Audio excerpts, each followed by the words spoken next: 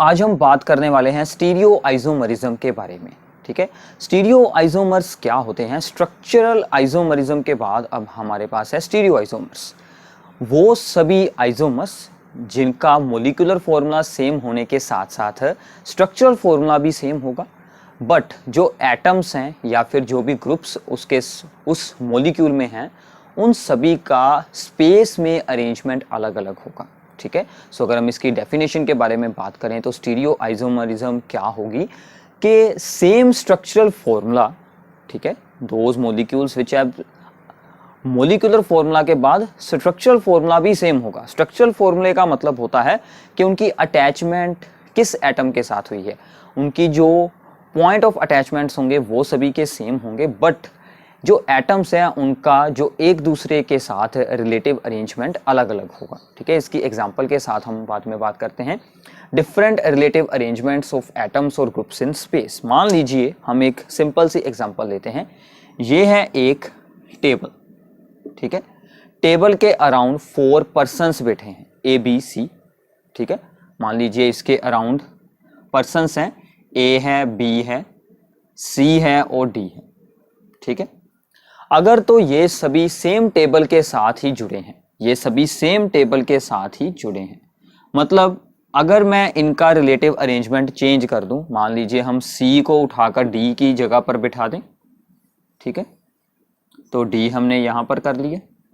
अब देखिए कि उनका स्ट्रक्चरल अरेंजमेंट सेम है, मतलब अगर उस रूम में कोई और भी टेबल है, ठीक है ना, उसके साथ मान लीजिए सिर्फ ए जुड़ा है और बी बैठा है, ठीक है, और कोई दूसरा टेबल है उसके साथ सी और डी बैठे हैं, ये एक अलग बात हो गई कि उनके जो पॉइंट ऑफ अटैचमेंट्स हैं वो ही अलग हो गए हैं।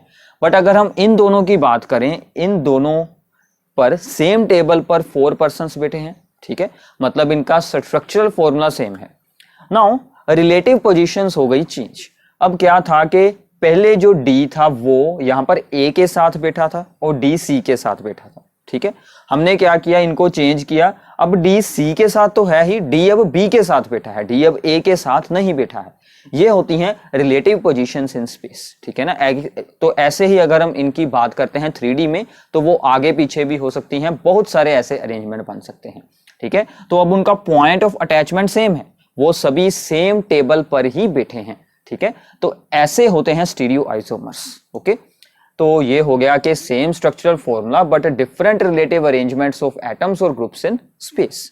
अब स्टीरियो आइसोमरिज्म में हमारे पास सबसे पहली टाइप बनती है, that are the conformational isomerism. ठीक है ना, कन्फॉर्मेशनल आइसोमर्स जो कि जनरली सिंगल बॉन्ड के अराउंड रोटेशन होने के कारण ही पॉसिबल होती है। इसके बारे में बात करते हैं। ठीक, सो कन्फॉर्मेशनल आइसोमरिज्म में क्या होगा कि जब सेम स्ट्रक्चरल फॉर्मूला होगा और different relative arrangement of atoms और ग्रुप्स होगा, वो तो सेम रहेगी, and these are inter convertible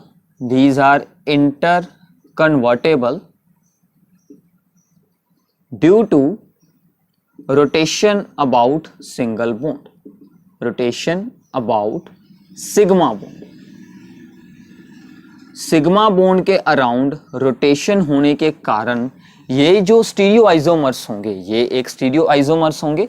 ठीक है, ये जो स्टीरियो आइसोमर्स होंगे वो इंटर कन्वर्टेबल होंगे। ठीक है ना, एक दूसरे में चेंज हो सकते होंगे। फॉर एग्जांपल ईथेन की बात करते हैं हम। ठीक है, ईथेन होता है जिसमें के 2 कार्बन एटम्स होते हैं, CH3। ठीक है, अब आपको इसको ध्यान से देखना है। मान लीजिए ये है हमारा एक सी एटम जिसके हाइड्रोजन हमने ऐसे बनाए हैं। ठीक है, अब यहां से दूसरा सी एटम है, ये जो सी एटम है ये मान लीजिए यहां पर है, और ये जो दूसरा सी एटम है ये यहां से आगे की तरफ है, यहां पर आ गया। ठीक है, अब हमें क्या देखना है, इसके हाइड्रोजन्स की पोजीशन क्या है। इसके जो हाइड्रोजन्स हैं वो यहां पर ऐसे भी लग सकते हैं। ठीक है, और अब ये हाइड्रोजन्स हैं वो रोटेट होते रहेंगे। अगर हम इसको बना दें यहां पर फिक्स, चेंज तो ये भी हो सकता है। ठीक है ना, रोटेट ये भी कर सकता है। मान लीजिए ये पोजीशंस हाइड्रोजन्स की हो गई हैं फिक्स, और ये जो दूसरा सी एटम है उसके हाइड्रोजन रोटेट करते हैं।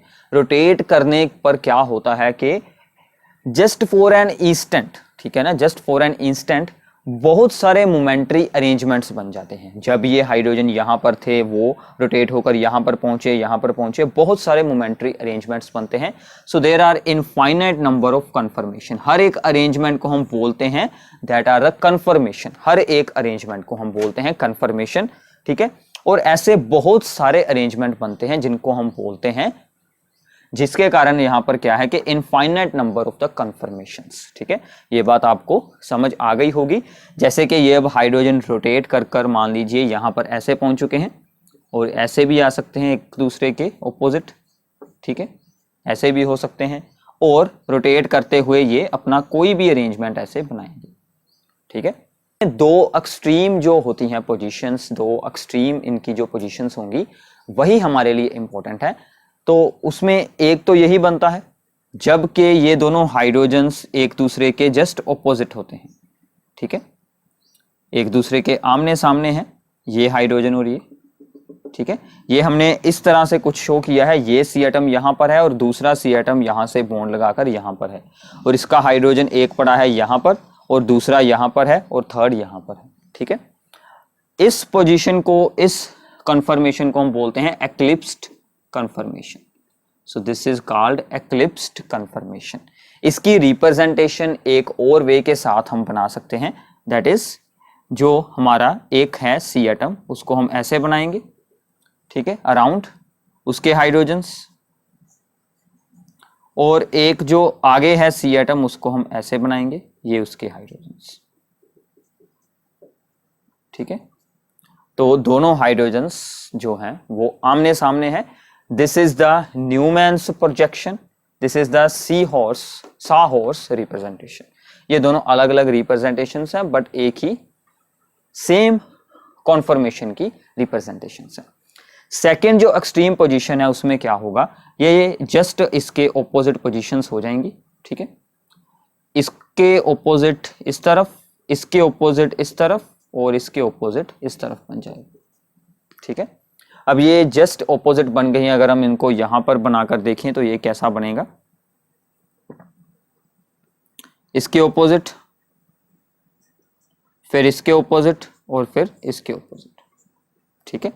सो this is the staggered form, this is the staggered form, this is the staggered conformation, ठीक है।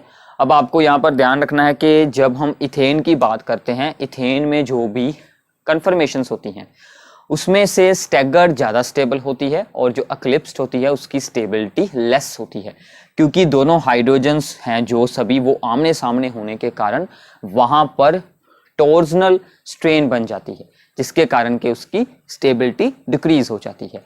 और इन दोनों को आपस में इंटर कन्वर्जन के लिए, इन दोनों की आपस में इंटर कन्वर्जन के लिए एनर्जी का बैरियर मिलता है, that is the 12.55 kilo joule पर मोल एनर्जी बैरियर होता है अगर हमें स्टैगर्ड और एक्लिप्स्ड को आपस में चेंज करवाना हो, ठीक है। So this is about the conformations of the ethane. ऐसे ही आप प्रोपेन के, साइक्लोहेक्सेन के, इन सभी के ही कॉन्फर्मेशंस के बारे में रीड कर सकते हैं, ठीक है। तो ये होगी हमारी स्टीरियो आइसोमरिज्म की first type, that is the conformational isomerism, जो कि क्यों पॉसिबल हुई है, due to the rotation about the sigma bond, या फिर सिंगल बॉन्ड के अराउंड रोटेशन पॉसिबल होती है, इसलिए ये यहां पर हुई है। अब जब यहां पर डबल बॉन्ड बन जाए, जब मॉलिक्यूल में डबल बॉन्ड हो तो डबल बॉन्ड के अराउंड रोटेशन नहीं हो सकती, रोटेशन नहीं पॉसिबल होती, क्योंकि वहां पर p ऑर्बिटल्स की साइड वाइज ओवरलैपिंग हुई होती है, इसलिए वहां पर रोटेशन पॉसिबल नहीं होती। तो जो भी वहां पर जो एटम्स और ग्रुप्स का रिलेटिव अरेंजमेंट होता है वो वहां पर फिक्स हो जाता है। तो ऐसे केसेस में हमारे पास बनते हैं ज्योमेट्रिकल आइसोमर्स, जो कि जनरली अल्कीन्स में शो होते हैं। अल्कीन्स ज्योमेट्रिकल आइसोमरिज्म दिखाते हैं क्योंकि डबल बॉन्ड के around rotation is not possible, ठीक है, जिसके कारण एटम्स की पोजीशंस क्या हैं वो वहां पर फिक्स हो जाती हैं, कोई इंटर कन्वर्टेबल फॉर्म्स नहीं होती। So rotation about a carbon carbon double bond is strongly hindered or restricted. Therefore, relative position of atoms attached to carbon atoms to the of the double bond gets fixed. ठीक है, now second type पर चलते हैं. rotation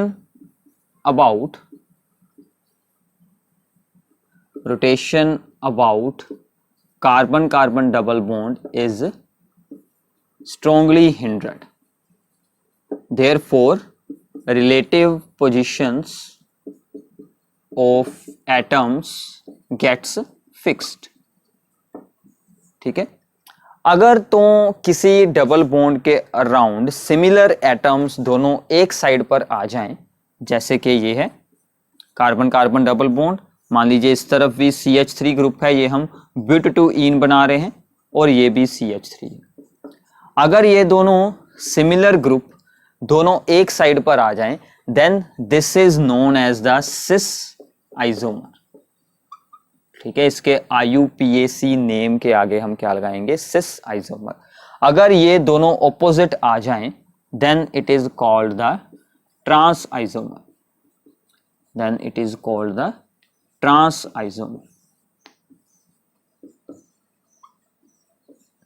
ठीक है, ऐसे हम और भी बहुत सारी एग्जांपल्स यहां पर बना सकते हैं. और ये जो ज्योमेट्रिकल आइसोमर्स होते हैं, ये जो ज्योमेट्रिकल आइसोमर्स हैं, इनकी फिजिकल प्रॉपर्टीज डिफरेंट होती है, जैसे कि different melting point, different boiling point, different dipole moment, solubilities, इनकी फिजिकल प्रॉपर्टीज यहाँ पर डिफरेंट होती है. उसके बारे में हम कुछ बात करते हैं कि सिस और ट्रांस फॉर्म की जो फिजिकल प्रॉपर्टीज में क्या चेंजेस आते हैं. अब आपको यहाँ से ध्यान से ये बात को देखना है कि जो ट्रांस आइसोमर है, ठीक है, इसकी स्ट्रक्चर मोर सिमेट्रिकल है. ठीक है, this is more symmetrical. More symmetrical होने का मतलब क्या है कि जब इसकी क्लोज पैकिंग होगी तो ये वहां पर क्लोजली पैक हो जाएगा, क्योंकि दोनों जो सिमिलर ग्रुप हैं ऑपोजिट हैं, बट यहां पर एक साइड पर होने के कारण इसकी क्लोज पैकिंग में डिफिकल्टी आएगी. इसीलिए क्या होता है कि ट्रांस आइसोमर जनरली मतलब हर केस में नहीं, कुछ एक्सेप्शंस हो सकती हैं, trans isomers generally have more melting points. इनके मेल्टिंग पॉइंट्स ज्यादा होंगे. ठीक है, इसी के कारण ही इनकी सोलुबिलिटी भी लो हो जाएगी, क्योंकि वो मोर सिमेट्रिकल हैं, उनमें स्ट्रॉन्ग अट्रैक्टिव फोर्सेस होंगी, सोलुबिलिटी उनकी लो हो जाएगी, उनके बॉन्ड्स को ब्रेक करने के लिए एनर्जी रिक्वायर्ड होगी. सो इसीलिए cis isomer is more soluble. ठीक है, जो सिस आइसोमर होता है वो मोर सोलुबल होता है. Also cis isomer has more dipole moment. अब ये डाइपोल मोमेंट इसकी ज्यादा क्यों है? डाइपोल मोमेंट हमें याद है कि डाइपोल मोमेंट यहां पर क्या होगी कि दोनों CH3 ग्रुप्स हैं, दोनों यहां पर एक तरफ हैं, तो दोनों की डाइपोल मोमेंट्स एक साइड पर एक दूसरे को कैंसल यहां पर नहीं करेंगी. ठीक है, दोनों की डाइपोल मोमेंट एक दूसरे को कैंसल नहीं करेंगी, बट यहां पर क्या होगा कि दोनों ग्रुप्स ही एक दूसरे के ऑपोजिट हैं, तो इनकी डाइपोल मोमेंट्स एक दूसरे को कर देंगी कैंसल, और यहां पर डाइपोल मोमेंट्स एक दूसरे को एड अप करेंगी, इसलिए यहां पर इसकी डाइपोल मोमेंट ज्यादा होती है और इनकी डाइपोल मोमेंट ऑलमोस्ट जीरो होती है. डाइपोल मोमेंट को हम म्यू के साथ डोनेट करते हैं, तो ट्रांस आइसोमर्स की मोस्टली डाइपोल मोमेंट जीरो के आसपास रहती है या फिर लो होती है. इनकी dipole moment always cis isomer की ज्यादा होती है देन द ट्रांस आइसोमर. सो ये तो बात हो गई कि जब यहां पर एटलीस्ट दो ग्रुप सेम हो. ठीक है, एटलीस्ट दो ग्रुप अगर सेम हो, फिर तो हम इस रूल के साथ इनके सिस और ट्रांस पेयर्स बना सकते हैं कि अगर वो दोनों सिमिलर ग्रुप एक साइड पर हैं तो सिस है, ऑपोजिट है तो वो दोनों हैं ट्रांस. अगर यहां पर एक ही कार्बन एटम पर दोनों ग्रुप सेम लग गए, ठीक है, अगर एक ही कार्बन एटम पर दोनों ग्रुप सेम आ जाएं तो उनके ज्योमेट्रिकल आइसोमर्स नहीं बन सकते. ठीक है, अब हम कुछ ऐसी बातें यहां पर एक्सप्लेन करते हैं कि ज्योमेट्रिकल आइसोमर्स को शो करने के लिए कंडीशंस क्या होंगी. ज्योमेट्रिकल आइसोमरिज्म को शो करने के लिए कंडीशंस क्या चाहिए, ठीक है। एक तो भाई होना चाहिए वहां पर डबल बॉन्ड, ठीक है ना। दूसरा क्या है कि दोनों कार्बन एटम्स पर दोनों ग्रुप्स डिफरेंट होने चाहिए, ठीक है। मतलब ए और बी, और यहां पर भी ए और बी हो सकते हैं, कुछ भी हो सकता है, ठीक है। बी सी भी हो सकते हैं, नो प्रॉब्लम, ठीक है। मतलब इन दोनों पर जो भी ग्रुप्स जुड़े हैं वो दोनों डिफरेंट होने चाहिए। अब यहां पर क्या केस आ रहा है कि एटलीस्ट होल मॉलिक्यूल में दो ग्रुप सेम है, हम इनके अकॉर्डिंग इसको देख सकते हैं कि ये सिस है कि ये ट्रांस है। अगर दो ग्रुप सेम आ जाए, मान लीजिए कि यहां पर डी और डी आ जाए, तो यहां पर कोई ज्योमेट्रिकल आइसोमर नहीं बनेगा, क्योंकि इन दोनों की पोजीशन चाहे आप इन दोनों को चेंज भी करते रहो तो वो तो सेम रहेगा, ठीक है ना। इसकी भी अगर आप पोजीशन चेंज करेंगे तो ये भी डी के ऑपोजिट है, ये भी डी के ऑपोजिट है, वो हमेशा ही डी के ऑपोजिट ही रहने वाला है, ठीक है। सो नो ज्योमेट्रिकल आइसोमर्स अगर एक कार्बन की दो चीजें सेम हो गई तो, ओके। नाउ अगर चार के चार ग्रुप्स ही डिफरेंट लग गए, अगर चार के चार ग्रुप्स ही डिफरेंट लग गए तो भी ज्योमेट्रिकल आइसोमरिज्म होती है, बट तब हम यहां पर सिस और ट्रांस की बजाय EZ सिस्टम अप्लाई करते हैं। EZ सिस्टम जब फोर डिफरेंट ग्रुप्स हैं, ठीक है, चारों ही डिफरेंट हैं, तो हम देखते हैं हायर प्रायोरिटी। क्या देखेंगे? Higher priority. अगर तो हायर प्रायोरिटी एटम्स एक साइड पर हैं दोनों, ठीक है, तो हमें वहां पर नाम देना होगा Z। अगर ऑपोजिट है तो E। अगर हायर प्रायोरिटी सेम साइड है तो बनेगा Z, अगर ऑपोजिट है तो बनेगा वो E, ठीक है। इतना याद हो जाएगा। अब इनकी हमें प्रायोरिटी कैसे चेक करनी है कि किसकी ज्यादा प्रायोरिटी है, उसके लिए हमें देखना पड़ेगा एटॉमिक नंबर, ठीक है। एटॉमिक नंबर हमें हायर देखना है, जिसका हाई है उसकी हाई हो जाएगी प्रायोरिटी। अगर दोनों का सेम है तो उससे अगले एटम का देखें। तो हमें यहां पर क्या रूल देखना है कि फर्स्ट पॉइंट ऑफ डिफरेंस का एटॉमिक नंबर चेक करें, फर्स्ट पॉइंट ऑफ डिफरेंस, ठीक है। एग्जांपल्स करते हैं, उसके साथ आपको अंडरस्टैंडिंग हो जाएगी, ठीक है ना। फर्स्ट पॉइंट ऑफ डिफरेंस का मतलब क्या है कि अगर दोनों साइड पर मान लीजिए C जुड़ा है, दोनों का एटॉमिक नंबर सेम है, उसके बाद देखें हाइड्रोजन है या फिर C है, फिर उन दोनों का हमें एटॉमिक नंबर देखना है। फर्स्ट पॉइंट ऑफ डिफरेंस, जिसका एटॉमिक नंबर हाई है उसकी हायर प्रायोरिटी है, उसके अकॉर्डिंग हमें दोनों साइड पर ही हायर प्रायोरिटी एटम्स को देख लेना है, उसके अकॉर्डिंग हमें Z और E फॉर्म वहां पर नेम देने हैं। इसकी एग्जांपल्स करते हैं, ठीक है। So now these two are the examples. अब इन दोनों को देखें, किसका एटॉमिक नंबर हाई है, तो आयोडीन का हाई है, ठीक है ना। ब्रोमीन से ज्यादा होता है आयोडीन का एटॉमिक नंबर, जिसकी हाई प्रायोरिटी है उस पर हम एक नंबर डाल देंगे। एक सी एटम के ही दोनों एटम्स को आपस में आपको यहां पर कंपेयर करना है, दूसरी को अलग करेंगे। अब जो ये दोनों हैं इनमें से एटॉमिक नंबर इसका हाई है, क्लोरीन का। अब दोनों ही हायर प्रायोरिटी सेम साइड पर हैं तो ये बनेगा Z आइसोमर, ठीक है, सिंपल है। अब यहां पर चलते हैं, यहां पर इस C के एटम, यहां पर भी C है और यहां पर भी C है, दोनों सेम है, ठीक है। दो दो हाइड्रोजन भी होंगे, यहां पर थर्ड भी हाइड्रोजन है, मतलब अगर हम इसको देखें तो इसके साथ क्या क्या जुड़ा है, इसके साथ तो सभी हाइड्रोजन है, ठीक है ना। बट यहां पर दो हाइड्रोजन है और थर्ड CH है, थर्ड इसके साथ C जुड़ा है, मतलब यहां पर क्या बनेगी स्ट्रक्चर, यहां पर कुछ ऐसी बनेगी, ठीक है।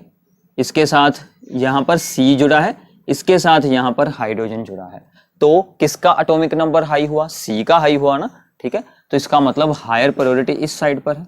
ऐसे ही हम उस साइड पर देखेंगे, ठीक है।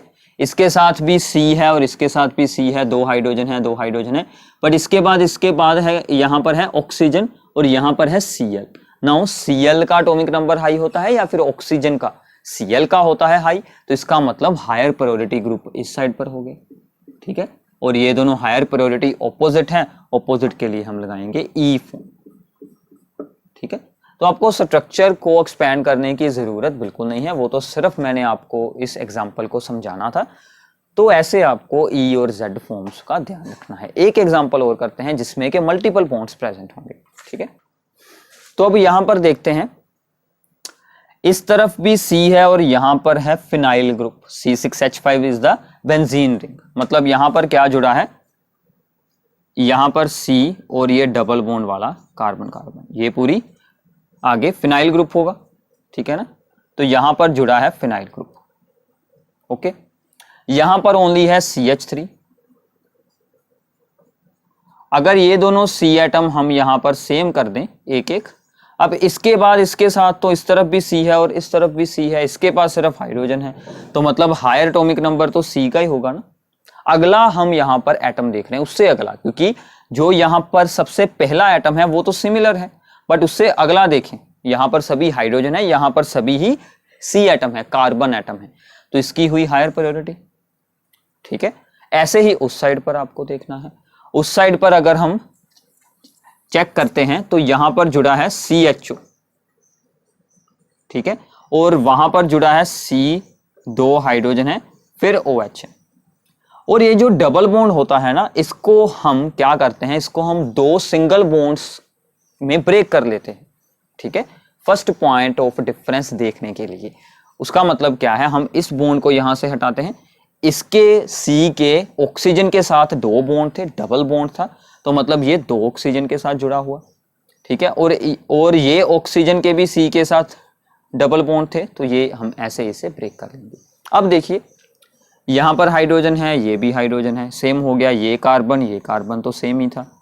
अब ये ऑक्सीजन के साथ है, ये हाइड्रोजन के साथ, यहां पर आ गया डिफरेंस, तो डिफरेंस हमें यहां से मिला है, ठीक है, और ये भी सेम है, ये सभी कुछ सेम हो गया, only this is the difference, ठीक है। ध्यान से इसको आपको देखना है, ठीक है। डबल बॉन्ड को ब्रेक कर लेना है सिंगल बॉन्ड में, ठीक है।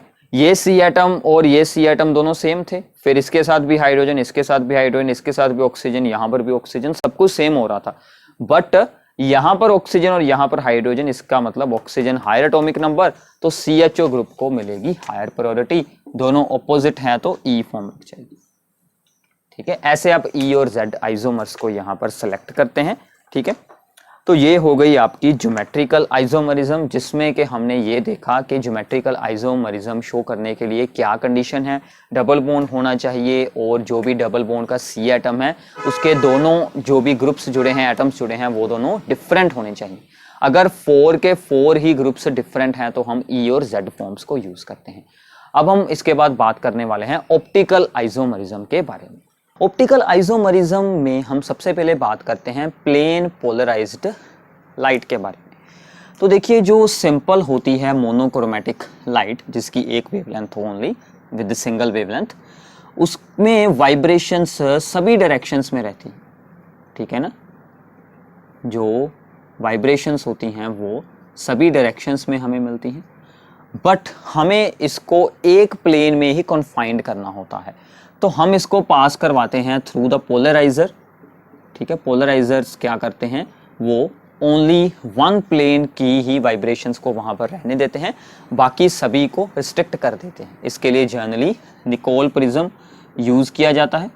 इसके बारे में आप फिजिक्स में ज़्यादा रीड करेंगे, ऑप्टिक्स चैप्टर में, ठीक है। तो यहाँ पर हमें एक प्लेन में ही मिल जाती हैं vibrations, so this is known as the plane polarized light, plane polarized light. अब क्या है, कुछ केमिकल सब्सटेंसेस ऐसे होते हैं जो इस प्लेन पोलराइज्ड लाइट के प्लेन को रोटेट करवा देते हैं। रोटेट करवाने का मतलब क्या है कि ये पहले अपनी नॉर्मल डायरेक्शन में ये था, ठीक है, अब हमें इसका जो प्लेन है वो ऐसे मिलता है, ठीक है। रोटेशन होती है, यहाँ पर जो एंगल होता है रोटेशन का, दैट इज अल्फा के साथ हम उसे डोनेट कर सकते हैं। जो भी सब्सटेंसेस प्लेन पोलराइज्ड लाइट को रोटेट करते हैं, these are known as the optical isomers. मान लीजिए 2 सब्सटेंसेस हैं, उनकी स्ट्रक्चर्स बिल्कुल सिमिलर हैं, फिजिकल प्रॉपर्टीज, केमिकल प्रॉपर्टीज सब कुछ सेम है, बट वो दोनों प्लेन पोलराइज्ड लाइट को डिफरेंट डायरेक्शन, डिफरेंट मैग्नीट्यूड में भी रोटेट करवा सकते हैं। These are known as the optical isomers. अब जब हमने ऑप्टिकल आइसोमर्स की स्टडी की, ज़्यादा स्टडी करी गई इनकी, तो उनसे हमें इस बारे में जानकारी हुई कि ऑल ऑप्टिकल जो होते हैं एक्टिव कंपाउंड्स, ऑप्टिकल आइसोमर्स और ऑप्टिकली एक्टिव कंपाउंड्स, ठीक है, ऑप्टिकल एक्टिव कंपाउंड्स, जितने भी ऑप्टिकल एक्टिव कंपाउंड्स होते हैं, all are the chiral molecules, all are the chiral molecules. अब ये वर्ड का क्या मतलब है? कायरल मतलब ये अपनी मिरर इमेज पर नॉन सुपर इम्पोजेबल होते हैं। जैसे हमारा राइट हैंड है, लेफ्ट हैंड है, ये दोनों एक दूसरे की मिरर इमेजेस हैं। जैसे कि हमारे ये दोनों हैंड्स हैं, these are the mirror images of each other but these are non superimposable on each other. ये दोनों सुपर इम्पोज बिल्कुल नहीं हो रहे, चाहे हम इस तरह से इनको करें चाहे हम इनको इस तरह से करें। These are non superimposable but these two are the mirror images of each other, ठीक है। These type of things are known as the chiral substances, और इनके बारे में हम बात करते हैं chiral molecules. So these are not super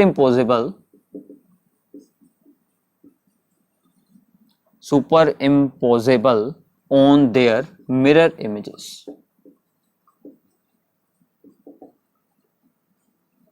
ठीक है, अभी तक हमें सिर्फ इतना यहां पर है जानकारी हुई। ऑप्टिकल एक्टिव वो सब्सटेंस जो प्लेन पोलराइज्ड लाइट को रोटेट करेगा, वो क्या होते हैं? वो सभी सब्सटेंसेस होते हैं कायरल मॉलिक्यूल्स, और जो सभी मॉलिक्यूल्स होते हैं chiral, these all contain a chiral carbon atom, at least one chiral carbon atom. ठीक है, इसको हम एक और नाम देते हैं, that is the stereogenic centre. ठीक, तो ये क्या होता है? कायरल कार्बन एटम होता है जिस कार्बन एटम के साथ 4 डिफरेंट ग्रुप्स जुड़े हों, 4 डिफरेंट ग्रुप्स जुड़े हों।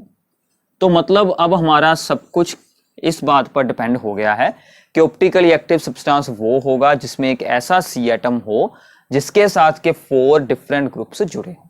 ठीक है, ओके है। इसको हम सी स्टार के साथ डोनेट करते हैं। ठीक है, मान लीजिए एक जुड़ा है हाइड्रोजन, एक जुड़ा है क्लोरीन। ठीक है, फिर इस तरफ ऐसे जो बॉन्ड बनाया है, दिस इज यहाँ से आउटवर्ड है, ऐसे है यहाँ से। ठीक है, सो यहाँ पर हम जोड़ देते हैं CH3, और एक ऐसे ही पीछे की तरफ है, उसको ऐसे बनाते हैं। ठीक है, और यहाँ पर अब हमें 4 डिफरेंट ग्रुप्स जोड़ने हैं, इस बात का ध्यान रखना है। तो यहाँ पर हम जोड़ देते हैं C2H5। ठीक है, तो सभी 4 के 4 ग्रुप्स यहाँ पर डिफरेंट है। So this is optical active. तो ये जो सी एटम है इस पर हम स्टार लगा देते हैं, क्योंकि this is the stereogenic centre और द कायरल कार्बन एटम। अब देखिए जो रोटेशन होनी है प्लेन पोलराइज्ड लाइट की, उसकी 2 डायरेक्शंस हो सकती हैं। अगर तो होगी राइट डायरेक्शन को, अगर तो रोटेशन होगी राइट की तरफ, then these are known as the dextrorotatory, और इसको हम पॉजिटिव साइन के साथ शो करते हैं। अगर होगी rotation towards the left, then these are known as the levorotatory. ठीक है, यहां तक क्लियर है सभी को? अब वो ऑप्टिकल आइसोमर्स जो के एक दूसरे की non superimposable mirror images हों, these are known as the enantiomers. तो ध्यान से सुनिए, ऑप्टिकली एक्टिव सब्सटेंसेस हैं, मतलब रोटेशन शो करवाते हैं, और एक दूसरे की non superimposable mirror images है, मतलब ये और इसकी जो मिरर इमेज बनेगी वो दोनों क्या बनेंगे? इनेंशियोमर्स। ठीक है, सो अगला वर्ड हमारे पास क्या है? इनेंशियोमर्स। इनेंशियोमर्स क्या है? Optical active substances which are non superimposable mirror images of each other, non superimposable mirror images of each other. ठीक है, उन सब्सटेंसेस को हम क्या बोल देते हैं? इनेंशियोमर्स। यही सबसे इंपॉर्टेंट है इसमें टॉपिक। ठीक है, सो दोबारा से इसकी हम एक छोटी सी रिवीजन करते हैं। ऑप्टिकली एक्टिव होना मतलब रोटेशन शो करना, और इनमें हमने क्या देखा कि these are the chiral molecules, मतलब अपनी मिरर इमेजेस पर ये नॉन सुपर इम्पोजेबल हैं। वो सब्सटेंस जो ये सब्सटेंस है, और जो इसकी यहाँ पर मिरर रखने के बाद इसकी एक मिरर इमेज बनेगी, यही बनेगी इसकी मिरर इमेज, ये इस तरफ आ जाएगा। ठीक है, और ये यहाँ पर उस तरफ चला जाएगा। ये जो है मॉलिक्यूल और ये जो दूसरा मॉलिक्यूल है, ये दोनों सब्सटेंसेस को हम क्या बोलते हैं, enantiomers. These two are called the enantiomers. और इनमें से एक होगा डेक्स्ट्रोरोटेटरी, राइट के टुवार्ड्स, ठीक है, दूसरा होगा लेवोरोटेटरी। और स्ट्रक्चर्स के से हमें या इसके अरेंजमेंट से हमें इसके बारे में कोई जानकारी नहीं होगी कि डेक्स्ट्रो ये वाला है या फिर ये वाला है, वो हमें एक्सपेरिमेंटल पता चलेगा, ठीक है। तो ये हो गया इनेंशियोमर्स के बारे में। अगर हम इनेंशियोमर्स का इक्विमोलर अमाउंट ऐड कर दें, इक्विमोलर दोनों के एक से mole, equal amount of their moles अगर हम एक दूसरे में कर देते हैं मिक्स, देन इनकी जो रोटेशन होगी वो ओवरऑल 0 हो जाएगी। This is known as the racemic mixture. तो अगला क्या होगा टॉपिक, रेज़मिक मिक्सचर, ठीक है। सुनकर ही ये आपको सभी कुछ याद हो जाएगा। रेज़मिक मिक्सचर क्या होगा, equimolar amount of the two enantiomers या D and L आइसोमर्स, ठीक है। अगर हमने रेज़मिक मिक्सचर बनाया हुआ है, उसमें से D और L फॉर्म्स को अगर हमने वहां से अलग करना है, रिजोल्व करना है, that is known as the resolution, that is known as the resolution, ठीक है। रेज़मिक मिक्सचर क्या था, equimolar amount of two enantiomers. Resolution क्या है, उन दोनों को रिजोल्व करना, अलग अलग करना। तो ये सभी टर्म्स आपकी यहां पर यूज होगी। इसके अलावा एक बात और होती है, ऑप्टिकली एक्टिव या फिर कायरल मॉलिक्यूल्स में प्लेन ऑफ सिमेट्री नहीं होता। प्लेन ऑफ सिमेट्री का मतलब होता है कि जिस चीज के दो पार्ट एक दूसरे के साथ सेम टू सेम हो, सिमिलर हो। जैसे कि ये मान लीजिए, ये हमारे पास बोर्ड है, व्हाइट बोर्ड है, इसको अगर हम यहां से हाफ कर दें तो इसके दोनों पार्ट सेम होंगे। अगर हम अपने हैंड को देखें तो इसके दोनों पार्ट सेम नहीं होंगे, इस तरफ अलग है और इस तरफ अलग है। So these are, this not have a plane of symmetry but this board have a plane of symmetry, ठीक है।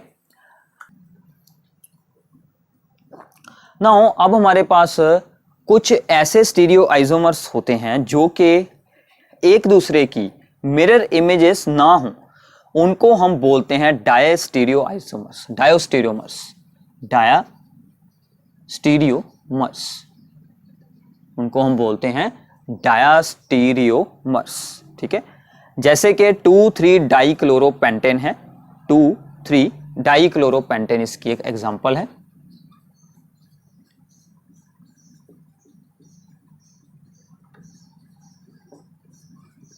ये बन गया 2,3 डाइक्लोरोपेंटेन, ये है इसका एक आइसोमर। अगर इसका एक और हम अरेंजमेंट बनाएं, सो दिस इज, बट ये दोनों एक दूसरे की मिरर इमेजेस ही ना हो। अब इसको आप यहां से ध्यान से देखिए। So these are not the mirror images of each other, ठीक है ना, बट है तो same structural formula, same molecular formula. मतलब these two are the stereo isomers but these are not mirror images of each other. Mirror images होगी तो बन जाएंगे इनेंशियोमर्स, अगर ना होएंगी तो बन जाएंगे ये डायस्टीरियोमर्स, ठीक है। तो इनमें भी क्या होता है कि इनकी प्रॉपर्टीज भी एक दूसरे से अलग रहती हैं, ठीक है। डिफरेंट प्रॉपर्टीज ये शो करते हैं। ये ऑप्टिकली एक्टिव हो भी सकते हैं और नहीं भी हो सकते, वो चीज यहाँ पर अलग बात है। बट जो भी स्टीरियो आइसोमर्स एक दूसरे की मिरर इमेजेस नहीं होंगी, चाहे वो ज्योमेट्रिकल ही क्यों ना हो, उन सभी को हम बोल देंगे डायस्टीरियोमर्स, ठीक है। ये बातें आपको ध्यान में रखनी है। और लास्ट हमारा टॉपिक है यहां पर मेसो कंपाउंड्स। मेसो कंपाउंड्स क्या हैं? These are optically inactive and superimposable but these have the chiral carbon atom। Chiral carbon atom होने की बजाय भी, ठीक है, कायरल कार्बन एटम होने की बजाय भी ये ऑप्टिकली इनएक्टिव होते हैं और अपनी मिरर इमेज पर सुपर इम्पोजेबल हो जाते हैं। ऐसा क्यों होता है? ऐसा होता है क्योंकि इनमें प्लेन ऑफ सिमेट्री होता है, ठीक है, क्योंकि इनमें प्लेन ऑफ सिमेट्री एग्जिस्ट करता है। जैसे कि हमारे पास एग्जांपल है टार्टेरिक एसिड की। टार्टेरिक एसिड है, दैट इज COOH। इसमें टोटल 4 कार्बन की चेन होगी, ठीक है। सो इसको अब आपने ध्यान से देखना है। ये टार्टेरिक एसिड का एक आइसोमर है, ठीक है। अगर इस OH को इस तरफ कर दें, इसको उस तरफ कर दें, वो चीज अलग बन जाएगी, अलग आइसोमर बन जाएगा। इसमें यहां से प्लेन ऑफ सिमेट्री बन रहा है, ठीक है। ये ऊपर वाला हाफ पार्ट और ये वाला हाफ पार्ट दोनों सेम है, ठीक है, सिमिलर है। जो ऐसे कंपाउंड्स होंगे वो हमारे पास क्या बन जाएंगे, मेसो कंपाउंड्स, चाहे ये दोनों यहां पर स्टीरियोजेनिक सेंटर्स हैं। Thank you.